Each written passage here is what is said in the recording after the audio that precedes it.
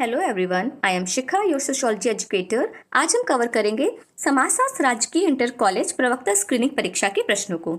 This paper is conducted in year 2010। Okay, question number 1, अपने चरम रूप में परिणत होने पर प्रतिस्पर्धा का क्या परिणाम हो सकता है? ए विघटन, बी अराजकता, सी तानाशाही, डी संघर्ष। जब प्रतिस्पर्धा अपने चरम रूप पर होती है तो उसका क्या परिणाम हो सकता है? The right answer is A विघटन, that is deconstruction. Question number 2, सात्वीकरण का अर्थ है ए दो समुदायों के मध्य सांस्कृतिक गुणों का आदान प्रदान, एक समुदाय का दूसरे पर प्रभुत्व, दो समुदाय आपस में झगड़ते हैं, उपयुक्त में से कोई नहीं। The right answer is D, उपयुक्त में से कोई नहीं। क्वेश्चन नंबर 3, समाजीकरण का आत्मदर्पण दर्शन सिद्धांत किसने दिया है? तो आत्मदर्पण दर्शन सिद्धांत किसका है? ऑप्शन है Emile Durkheim, Charles Cooley, R K. Merton, Sigmund Freud. The right answer is B, Charles Cooley. Next question, केंद्र सरकार द्वारा गठित बीपी मंडल की अध्यक्षता में पिछड़ा वर्ग आयोग बना था। तो पिछड़ा वर्ग आयोग कब बना था? द राइट आंसर इज ए, 1979 में। संविधान की कौन सी धारा एक विशिष्ट जनजाति को अनुसूचित जनजाति के रूप में इंगित करती है? द राइट आंसर इज ए, अनुच्छेद 342। तो आर्टिकल 342 कहता है कि जनजाति को और अनुसूचित जनजाति के रूप में इंगित करती है। ठीक है। क्वेश्चन नंबर 6, सत्य शोधक समाज की स्थापना ज्योतिराव फूले द्वारा की गई थी।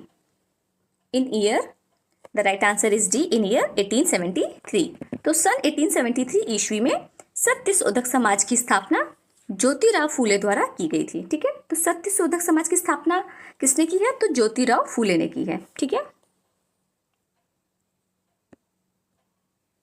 नेक्स्ट क्वेश्चन है कि यूनेस्को अध्ययन समूह के अनुसार निम्नलिखित में से किस आधार पर प्रजातियों को वर्गीकृत किया जाता है? ए प्रजाति की शुद्धता, बी शारीरिक विशेषताएं, सी बौद्धिक हीनता, डी बौद्धिक उच्चता। The right answer is B, शारीरिक विशेषताएं। नेक्स्ट क्वेश्चन है, युवा गृह का मुख्य उद्देश्य क्या है? यौन शिक्षा, मनोरंजन, साथ रहने की भावना या उत्तरदायित्वों का सहभागी होना। The right answer is C, साथ रहने की भावना। युवा गृह का मुख्य उद्देश्य है साथ रहने की भावना।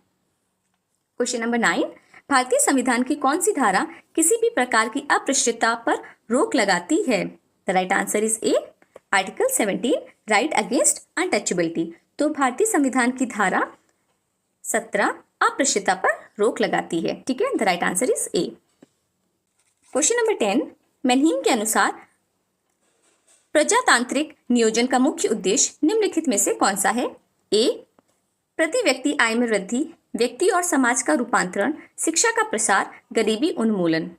The right answer is B, व्यक्ति और समाज का रूपांतरण। क्वेश्चन नंबर 11, सांस्कृतिकरण की प्रक्रिया में निम्नांकित में से कौन सा पक्ष प्रबलतम होता है? ए क्षैतिज गतिशीलता, बी लंबवत गतिशीलता, सी प्रत्याशित समाजीकरण, डी पर संस्कृति ग्रहण। The right answer is C, प्रत्याशित समाजीकरण। क्वेश्चन नंबर 12, सरल जनजातियों समाजों के आर्थिक पिछड़ेपन का प्रमुख कारण है निर्धनता एवं अज्ञान, सामाजिक परंपराएं, आदिम प्रौद्योगिकी और नातेदारी। द राइट आंसर इज सी,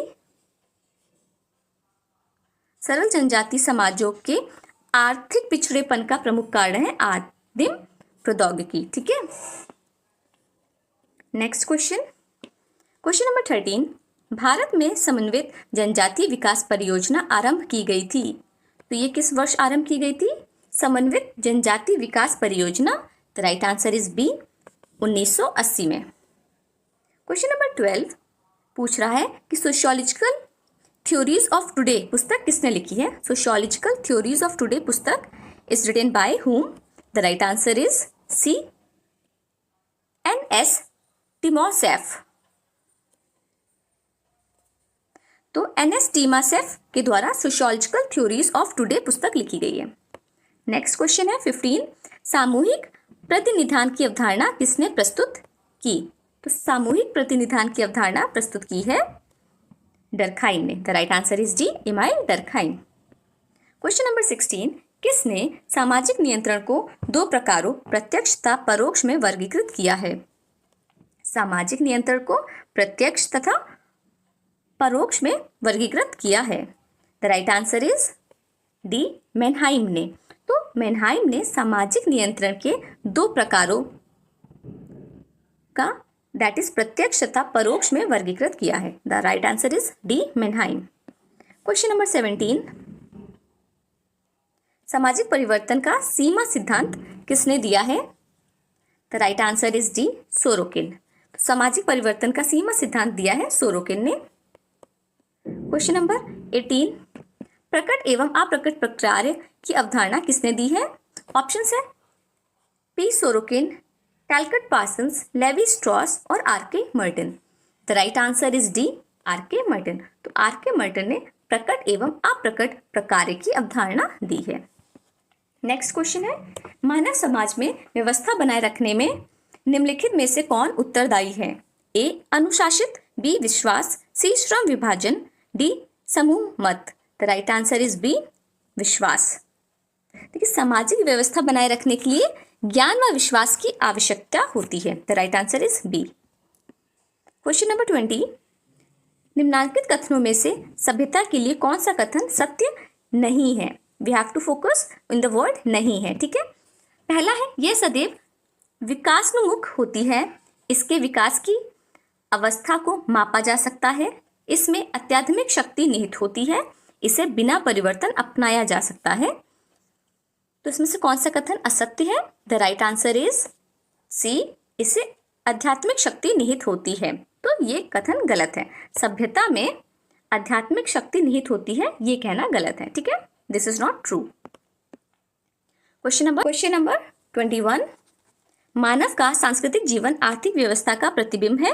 ये कथन दिया हुआ है कि जो मानव का सांस्कृतिक जीवन आर्थिक व्यवस्था का प्रतिबिंब है और कारण है कि उत्पादन का ढंग आर्थिक दशा से तय होता है, ठीक है। तो कथन एकदम सही है कि जो मानव का जो सांस्कृतिक जीवन है वो आर्थिक व्यवस्था का प्रतिबिंब है, ये बिल्कुल ठीक है।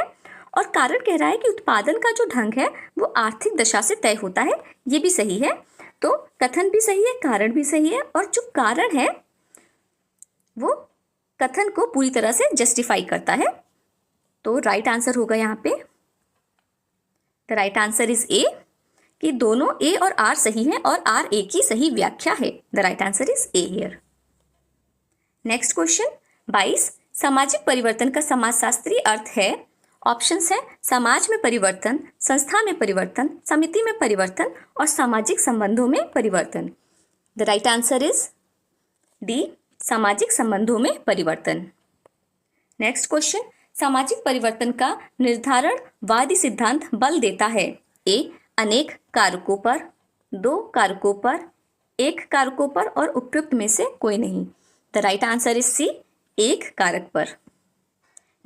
क्वेश्चन नंबर 24, मैलिनोव्स्की ने गैर आर्थिक कारकों की भूमिका का निम्नलिखित में से किन आर्थिक क्रियाओं में पाया? ऑप्शंस है उत्पादन, उपभोग, वितरण, विनिमय।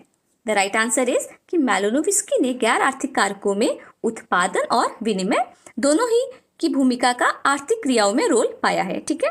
तो ऑप्शंस है डी 1 और 4, उत्पादन एवं विनिमय।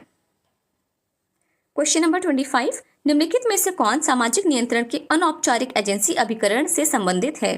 पहला है राज्य, कानून, परिवार, प्रथा, परंपरा। The right answer is B, that is परिवार, प्रथा और परंपरा। तो सामाजिक नियंत्रण के लिए अनौपचारिक एजेंसी संबंधित है परिवार से, प्रथा से और परंपरा से। The right answer is B. Next question, man and society पुस्तक किसने लिखी है?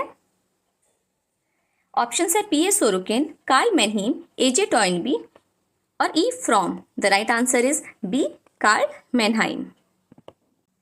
So that's all for the day. We will be solving the rest of the question in our next class. Thank you so much for watching.